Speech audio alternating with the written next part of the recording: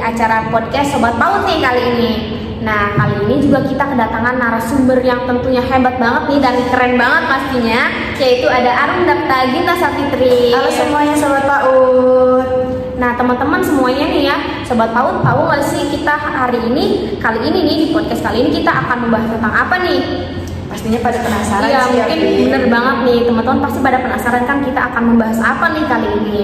Nah, jadi pada pembahasan kali ini kita akan membahas mengenai pola asuh grandparenting nih.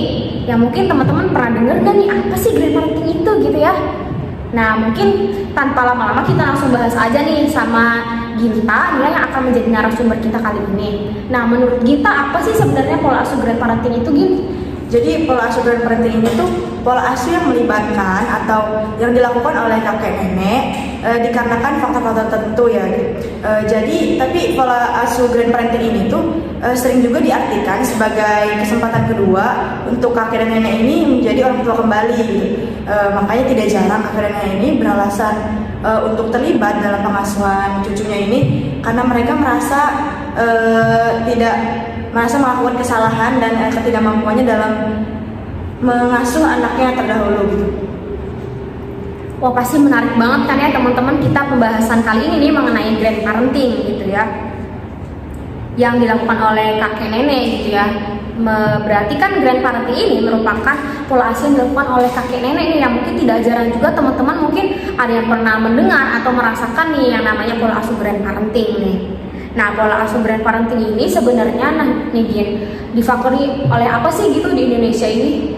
Kalau di Indonesia sendiri gitu ya, sistem keluarga di Indonesia ini membuat orang-orang terdekat seperti kakek dan nenek ini menjadi peran pengganti gitu, terutama saat orang tua itu yang utamanya itu si ibu itu bekerja gitu. Jadi yang pertama itu faktornya karena mungkin si ibu atau ayahnya bekerja. Yang kedua itu karena orang tuanya ini tinggal satu rumah dengan kakek dan neneknya. Yang ketiga, gitu, orang tua ini tinggal berdekatan rumahnya dengan si kakek dan nenek gitu. Hal tersebut itu menjadi faktor terjadinya pola asuh grandparenting tersebut ya, karena di situ tuh kakek dan nenek akan sering bertemu dengan cucunya dan bahkan orang tuanya gitu. Oke, jadi kita udah tahu nih tadi ya dibahas juga mengenai grandparenting itu apa dan juga faktornya itu apa gitu ya.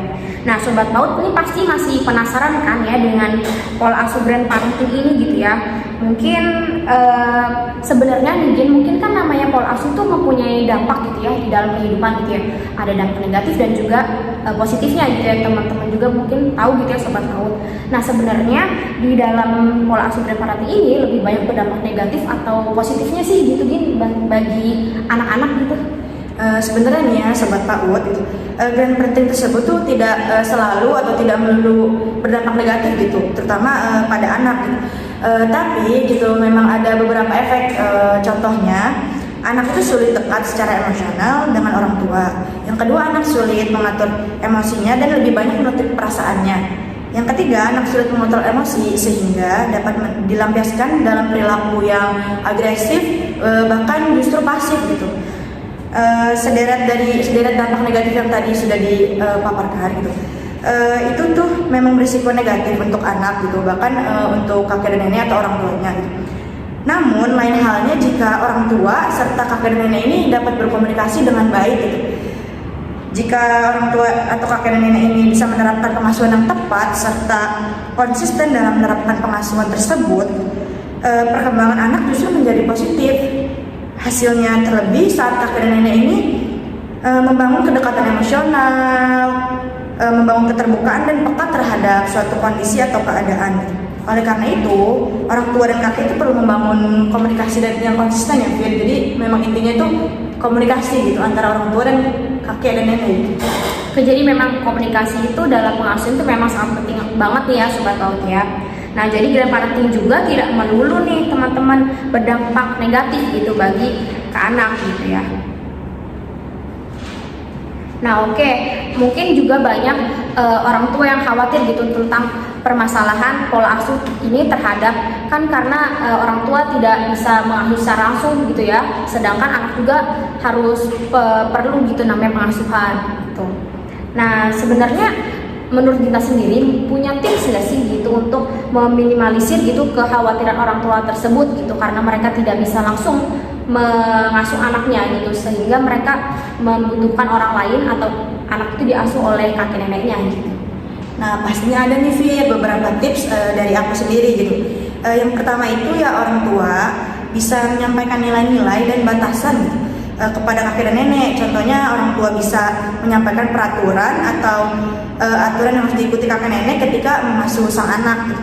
Yang kedua, orang tua tuh bisa memberi contoh nyata, misalnya orang tua memberitahu cara menghadapi atau menangani anak saat kondisi tertentu yang mungkin kakek neneknya ini nggak bisa menghadapi kondisi anak tersebut gitu.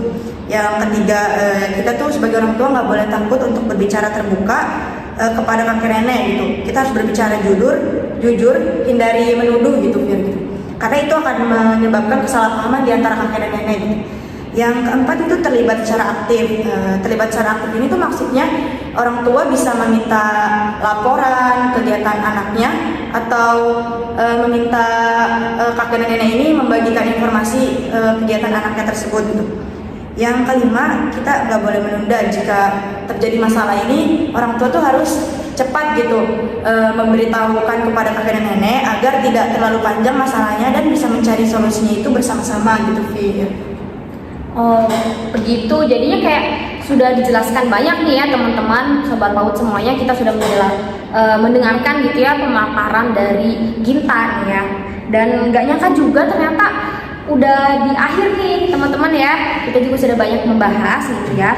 Nah untuk semoga dengan adanya podcast kali ini gitu banyak informasi dan juga ilmu yang dapat kita ambil nih dari podcast kali ini yang berjudul mengenai pola asuh dan parenting gitu ya. Nah karena pembahasan kita kali ini sudah selesai, mungkin kita berdua pamit undur diri nih teman-teman. Mungkin semoga kita dapat bertemu lagi di lain